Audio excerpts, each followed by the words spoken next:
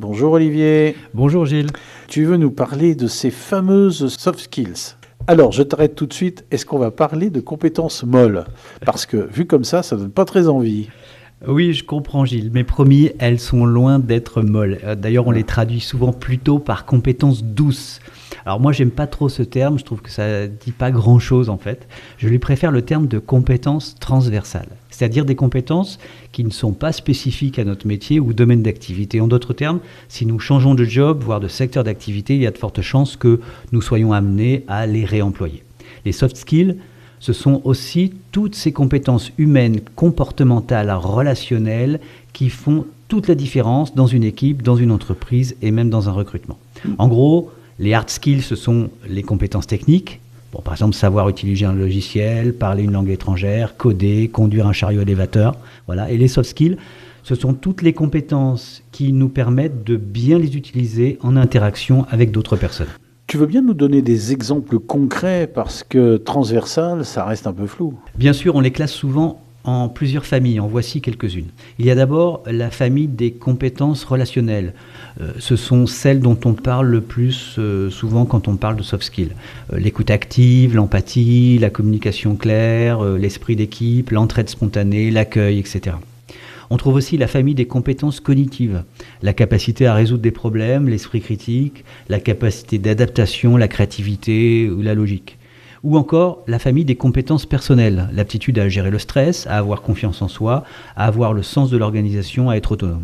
Ce sont toutes les compétences qui font qu'une personne va collaborer efficacement, gérer un conflit, trouver une solution créative ou rebondir face à un imprévu par exemple. Donc en fait, c'est ça qui rend le travail d'équipe plus fluide au quotidien. Exactement. Les soft skills, c'est un peu comme de l'huile dans les rouages. On peut avoir une équipe d'experts ultra qualifiés sur le papier, mais si personne ne sait s'écouter, se réguler ou partager, ça finit en réunion tendue, en conflit, voire en rupture. À l'inverse, une équipe avec des soft skills bien développés, c'est une équipe qui coopère, qui s'ajuste et qui trouve des solutions ensemble. Et du coup, dans leur recrutement, les entreprises les regardent vraiment de près maintenant ? Oui, plus que jamais. Les recruteurs cherchent des profils capables de s'intégrer dans une culture d'entreprise, d'apprendre vite, de travailler en collectif. Et ce ne sont pas les diplômes qui révèlent ça, mais plutôt la posture, les exemples concrets et les expériences de terrain. Il y a même des enquêtes, comme celle de LinkedIn ou de Pôle emploi, qui montrent que les soft skills sont parfois jugées plus importantes que les hard skills, surtout pour des postes évolutifs ou dans des contextes de pénurie de personnes qualifiées. Mais alors, pour quelqu'un qui cherche un emploi aujourd'hui, c'est important de mettre ça en avant aussi ?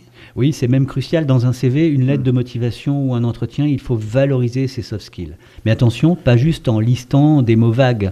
Il faut les illustrer avec des exemples concrets. Par exemple, au lieu de dire « je suis quelqu'un de dynamique », je dirais plutôt « dans mon précédent poste, j'ai proposé une nouvelle organisation de planning qui a réduit les retards de 20%. » Là, on voit ton sens de l'initiative, ton esprit d'analyse et ta capacité d'agir. Donc finalement, les soft skills, c'est un peu le code de la route des relations au travail. Oui, c'est une bonne image. Les hard skills, c'est la voiture, par exemple. Les soft skills, c'est notre capacité à conduire sans écraser les autres, à rester calme dans les embouteillages et à se repérer dans les carrefours compliqués. Et dans un monde de travail qui bouge vite, qui se digitalise, qui se réorganise tout le temps, ce sont les soft skills qui permettent de rester agile, humain et efficace.